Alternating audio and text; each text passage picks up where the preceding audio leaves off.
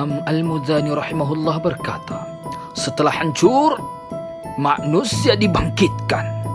Dan pada hari kiamat, manusia dikumpulkan di hadapan Rabb-Nya. Di masa penampakan amal manusia itu dihisab dengan dihadirkannya timbangan demi timbangan dan ditebarkannya lembaran demi lembaran catatan amal. Allah menghitung dengan teliti kebijaksanaan Allah, sedang manusia itu alpa melupakannya. Hal itu terjadi pada hari yang kadarnya di dunia adalah 50.000 tahun lampau lamanya. Kalaulah seandainya bukan Allah sebagai hakimnya, niscaya tidak akan bisa. Pasti tidak bisa. Akan tetapi Allah lah yang menetapkan hukum di antara mereka secara adil dan sesama. Sehingga lama waktunya bagi orang beriman adalah sekadar masa istirahat waktu siang di dunia. Dan Allah yang paling cepat perhitungan hisabnya. Sebagaimana Allah memulai menciptakan mereka, ada yang sengsara atau ada juga yang bahagia. Pada hari itu mereka dikembalikan. Sebahagian daripada mereka suka, ketawa, gembira, dan dimasukkan ke dalam syurga.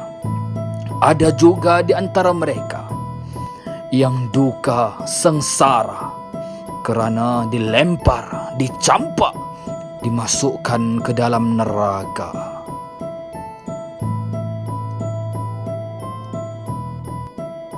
Assalamualaikum warahmatullahi taala wabarakatuh. Pada hari ini kita akan membahaskan tentang tajuk perhitungan dan timbangan amal manusia.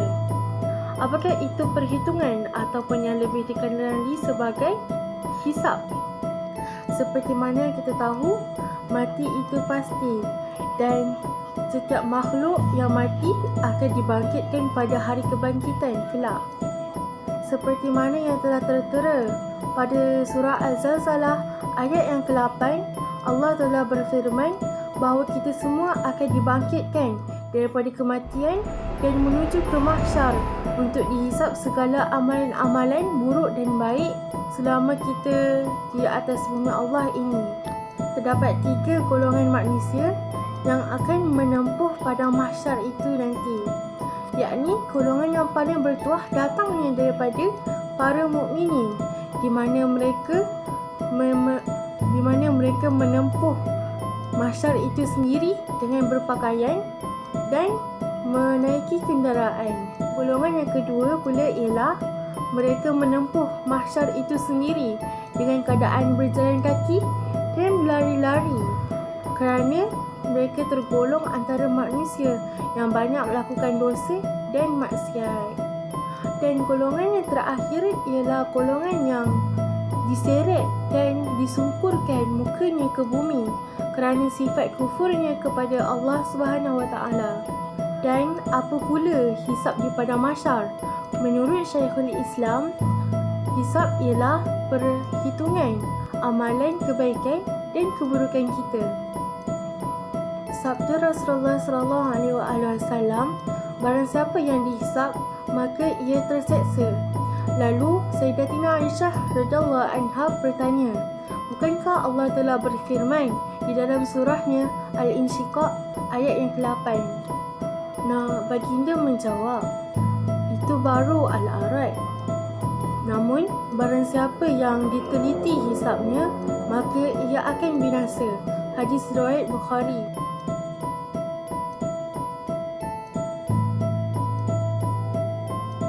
Bismillahirrahmanirrahim. Alhamdulillah, rakan-rakan yang dirahmati oleh Allah Subhanahu Wa Taala. Hari ini kita akan menjawab persoalan terdetik di minda kita yang terkubur dalam benak, jiwa dan pemikiran kita, iaitu apakah itu timbangan pada hari kiamat?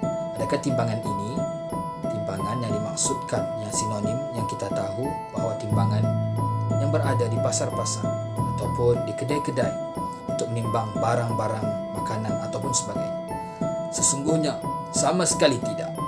Yang kita maksudkan di sini adalah timbangan yang menentukan nasib kita di hari akhirat. Adakah kita berjaya memasuki syurga Allah ataupun kita gagal dan masuk dicampakkan ke dalam neraka Allah Subhanahu wa taala. Oleh itu saya membawakan dalil daripada Al-Quran dan juga hadis berkenaan apakah itu timbangan amal yang kita tertanya-tanya.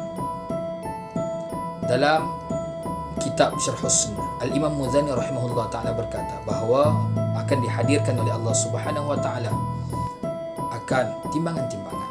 Dalam Al-Quran Allah Subhanahu wa ta'ala berfirman, wa nada'ul mawazin al-qista liyawmil qiyamah fala tudlamu nafsun syai'an wa in kana mithqala dharrah habbatin min khardalin ataina biha wa kafa bina hasibin. Maksudnya kami akan memasang timbangan yang tepat pada hari kiamat, yang bahawa tidak akan ada seseorang pun yang akan rugi, dan jika amalan kebaikannya itu sebesar biji sawi sekalipun pasti akan ada ganjaran buatnya. Dan cukuplah kami, kata Allah, yang membuat perhitungan, pembuat kepada perhitungan. Surah Al-Anbiya ayat 47. Ini yang disebutkan oleh Allah Subhanahu wa taala di dalam Al-Quran. Malah bayangan yang Nabi SAW cuba sampaikan kepada umatnya pula dalam penceritaan yang diriwayatkan oleh Abdullah bin Amr. Nabi SAW berkata bahawa di akhirat kelak nanti, pada hari dikira dihitung amalan seseorang ada di kalangan umatku, pada hari kiamat akan dibentangkan helaian catatannya berjumlah 99 helaian. Satu helaian daripadanya seluas sejauh mata memandang. Pada ketika itu Allah Subhanahu wa taala bertanya kepada hambanya ini daripada kalangan umat Nabi SAW, apakah engkau mengingkari catatan amal yang engkau dapati ini? Maka ia menjawab, tidak wahai Rabb. Dan Allah Subhanahu wa taala bertanya lagi, apakah yang mencatat amalanmu ini berbuat zalim kepadamu? Dia berkata, tidak ya Allah.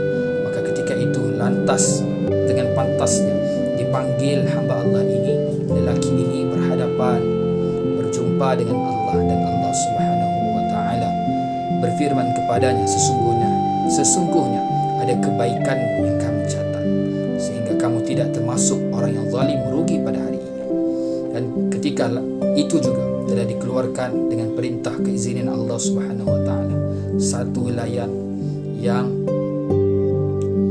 bertulis syahadah la ilaha illallah wa ana muhammadan abduhu wa rasulullah. Dan hamba Allah ini bertanya kepada Allah Subhanahu wa taala, apakah helaian ini termasuk dalam helaianku tadi? Maka Allah Subhanahu wa taala kata, tidak. Engkau bukan di kalangan orang yang zalim. Lantas diletakkan helaian yang bertulis la ilaha illallah itu di timbangan sebelah kanan, dan diletakkan pula timbangan hamba Allah ini di sebelah kiri. Lantas apabila ditimbang kedua-duanya, la ilaha illallah yang bertulis la ilaha illallah Muhammad Rasulullah ini lebih berat berbandingkan amalan hamba Allah ini. Jadi kita lihat daripada hadis Nabi SAW ini, kita lihat bahawa sejauh manapun kita melakukan amal kebaikan, pentingnya apa?